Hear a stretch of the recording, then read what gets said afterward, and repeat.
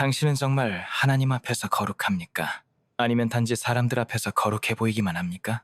예배당에서는 두 손을 들고 찬양하며 눈물도 흘리고 말씀을 인용하며 경건한 척하지만 혼자 있는 순간에는 하나님을 전혀 의식하지 않고 기도는 형식이 되고 말씀은 더 이상 심령을 찌르지 못하고 오히려 죄의 습관이 당신을 지배하고 있다면 그것은 이미 무너진 영혼의 분명한 징조입니다. 예수님께서 바리새인들을 꾸짖으며 회칠한 무덤이라고 하신 이유가 바로 이것입니다. 겉은 희고 깨끗해 보이지만 속은 썩은 뼈와 부패가 가득한 무덤처럼 당신이 아무리 경건한 외형을 유지해도 하나님은 중심을 보신다는 사실을 결코 피할 수 없습니다. 사무엘상 16장 7절은 사람은 외모를 보거니와 여호와는 중심을 보신다고 말씀합니다. 오늘도 많은 성도들이 교회 안에서 봉사하고 기도하고 성경을 펼치지만 하나님은 당신의 마음이 그분과 얼마나 가까운지 아니면 멀리 떠나 있는지를 꿰뚫어 보십니다. 무너진 영혼의 가장 큰 특징은 스스로 무너졌다는 사실을 인정하지 않는다는 것입니다.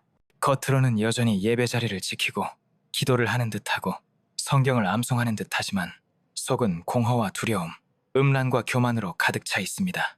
이사야 29장 13절에서 하나님은 이 백성이 입술로는 나를 존경하나 마음은 내게서 멀리 떠났다고 말씀하셨습니다. 이것이 바로 겉은 거룩하지만 속은 무너진 자의 첫 번째 증상입니다. 당신의 입술은 경건하지만 당신의 마음은 이미 하나님과 멀어져 있다면 그 겉모습은 아무 의미가 없습니다. 두 번째로 나타나는 징조는 말씀을 듣고도 변화가 전혀 없는 상태입니다.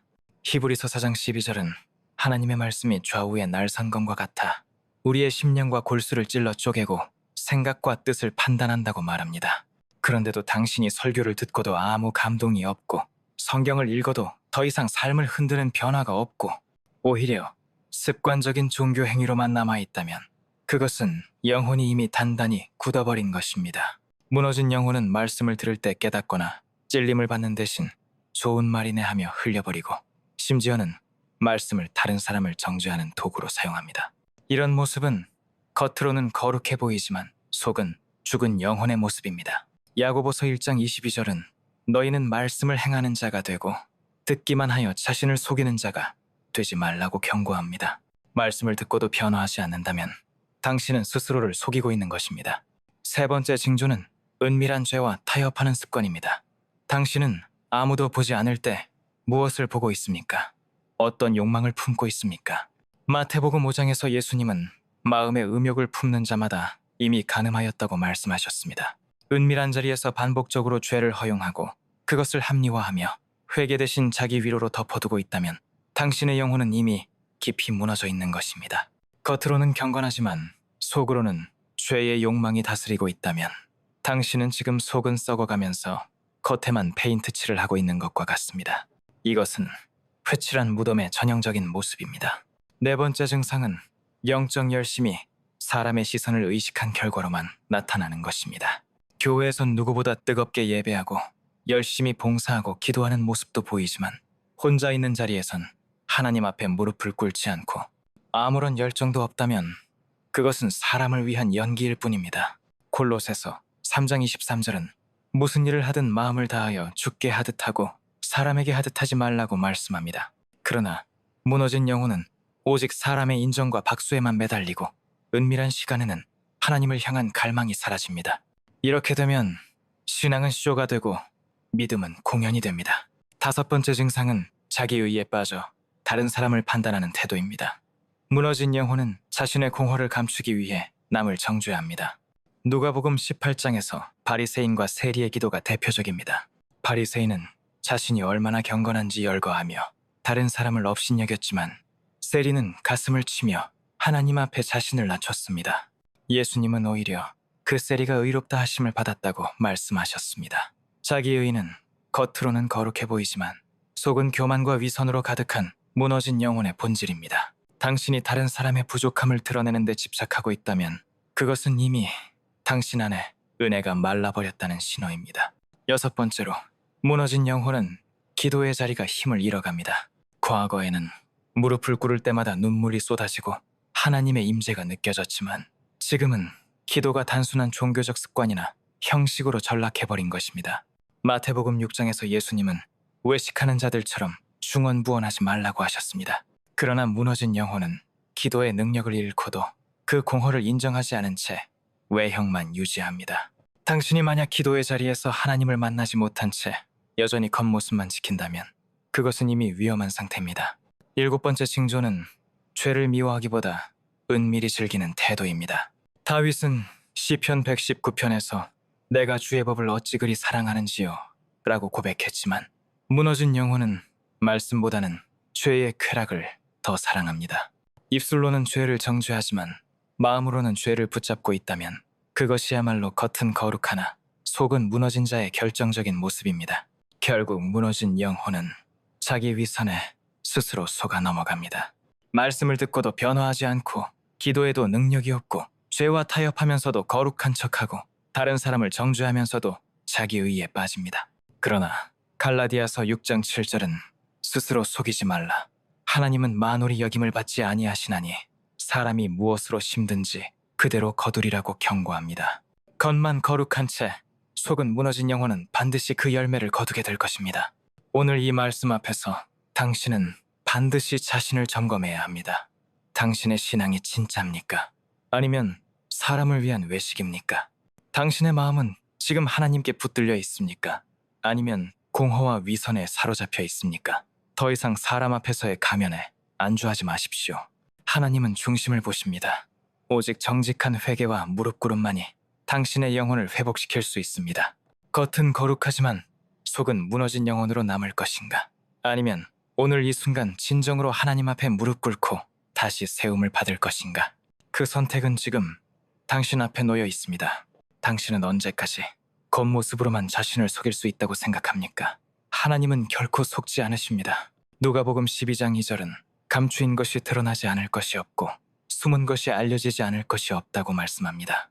지금 당신이 아무리 잘 숨기고 있다고 해도 그 은밀한 죄와 위선은 반드시 드러납니다. 처음에는 아무도 모릅니다. 교회 안에서 당신은 모범적인 신자로 보이고 직분을 감당하며 말씀을 전하거나 봉사하는 자리에도 서 있을 수 있습니다. 그러나 속은 서서히 썩어가고 그 썩은 뿌리는 어느 순간 열매로 드러납니다. 그것은 작은 말실수일 수도 있고 무너진 관계일 수도 있고 갑작스러운 낙심일 수도 있지만 결국에는 드러납니다. 예수님께서 무화과 나무를 저주하신 사건이 바로 그것을 경고합니다. 잎사귀는 무성했으나 열매가 없는 나무는 결국 저주를 받아 말라버렸습니다. 겉은 화려해 보였지만 속은 텅 비어 있었던 나무처럼 당신의 신앙도 외형만 있고 열매가 없다면 심판을 피할 수 없습니다. 위선은 특별히 고난의 시기에 적나라하게 드러납니다. 평안할 때는 누구나 기도할 수 있고 누구나 거룩한 척할 수 있습니다. 그러나 불이 붙는 시험과 환난이 닥치면 그때 당신의 믿음이 진짜인지 가짜인지가 드러납니다. 돌밭에 뿌려진 씨앗은 잠시 기뻐하다가 환난이나 핍박이 오면 곧 넘어졌습니다. 당신 안의 신앙이 깊이 뿌리내리지 못한 채 겉모습만 유지하고 있다면 결국 시련 앞에서 무너져 버릴 것입니다. 고난은 위선을 무너뜨리는 가장 강력한 불입니다. 그렇기에 야고보서 1장 2절은 여러 가지 시험을 만나거든 온전히 기쁘게 여기라고 말씀합니다. 시험은 당신의 위선을 태워버리고 진짜 믿음을 드러내는 도구이기 때문입니다. 하지만 무너진 영혼은 이 시험을 견디지 못합니다. 겉으로만 거룩했던 신앙은 고난 앞에서 금세 본색을 드러내고 결국은 하나님을 원망하며 등을 돌리게 됩니다. 위선은 또 은밀한 죄를 통해 드러납니다. 죄는 결코 그대로 머물지 않습니다. 작은 습관처럼 시작되지만 점점 당신을 삼켜버립니다. 사사로운 욕망, 음란한 상상, 탐욕스러운 마음, 미움과 분노를 방치한다면 그것은 당신의 영혼을 집어삼킵니다. 갈라디아서 6장 7절은 스스로 속이지 말라.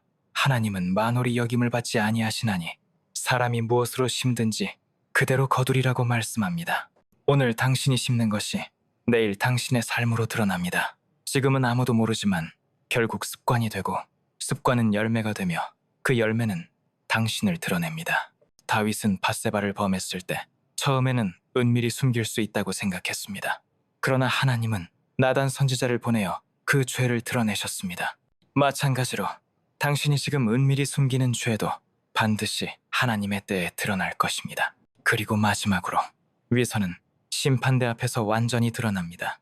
로마서 14장 10절은 우리가 다 하나님의 심판대 앞에 서리라고 선언합니다. 지금은 교회 안에서 인정받고 사람들 앞에선 존경받을지 모르지만 하나님의 심판대 앞에선 그 모든 가면이 벗겨집니다. 마태복음 7장에서 예수님은 마지막 날에 주여 주여 하며 자신들의 행위를 자랑하는 자들에게 내가 너희를 도무지 알지 못하니 불법을 행하는 자들아 내게서 떠나가라 하실 것이라고 말씀하셨습니다. 생각해 보십시오. 당신이 오늘껏 경건한 척하며 살아왔는데 마지막 날 주님의 입에서 나는 너를 모른다는 말씀이 나온다면 그보다 더 큰 비극이 어디 있겠습니까? 이것이 바로 숨은 위선이 맞이할 최종 결말입니다.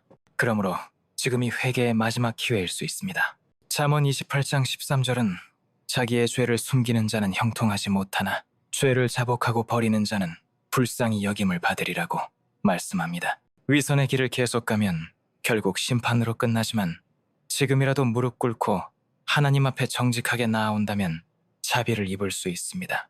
중요한 것은 사람들의 눈이 아니라 하나님의 눈입니다. 당신의 마음은 오늘 어디에 있습니까? 사람들의 인정입니까? 아니면 하나님의 인정입니까? 겉은 거룩해 보이지만 속은 무너진 상태로 남을 것입니까? 아니면 오늘 이 순간 주님 앞에 무릎 꿇고 진정한 회복을 경험하겠습니까? 고린도후서 13장 5절은 너희가 믿음 안에 있는가? 너희 자신을 시험하고 너희 자신을 확증하라고 명령합니다. 지금이 바로 그 시험의 순간입니다. 하나님은 위선을 결코 가볍게 여기지 않으십니다. 아나니아와 삽비라는 재산을 숨기고도 헌신하는 척하다가 즉시 심판을 받았습니다. 그들의 죽음은 초대교회 전체에 두려움을 불러일으켰습니다. 오늘날 우리에게도 동일한 경고입니다. 겉으로는 헌신하는 척, 거룩한 척하지만 속은 거짓으로 가득하다면 그것은 하나님 앞에서 결코 통하지 않습니다. 당신의 삶은 지금 어떤 열매를 맺고 있습니까? 위선의 열매입니까? 아니면 성령의 열매입니까? 성령의 열매는 사랑, 희락, 화평, 오래 참음, 자비, 양선, 충성, 온유, 절제라고 갈라디아서 5장 22절은 말씀합니다. 그러나 위선의 열매는 교만, 시기, 분쟁, 음행, 미움으로 나타납니다. 지금 당신 안에 어떤 열매가 맺히고 있는지 점검하십시오. 마지막으로 분명히 말씀드립니다. 숨은 위선은 반드시 드러나고 무너진 영혼은 반드시 심판을 맞이합니다. 그러나 오늘 회개하는 자는 언제나 용서받고 새로워질 수 있습니다. 지금 이 순간이 하나님이 주신 은혜의 기회입니다. 겉은 거룩하나 속은 무너진 상태로 남지 말고 오늘 하나님 앞에서 무릎 꿇으십시오. 그러면 주께서 당신을 새롭게 하실 것입니다. 하나님은 중심을 보십니다. 그리고 그 중심이 정직하게 낮아질 때 심판이 아니라 회복과 생명을 허락하실 것입니다. 당신의 선택이 지금 영원을 결정합니다.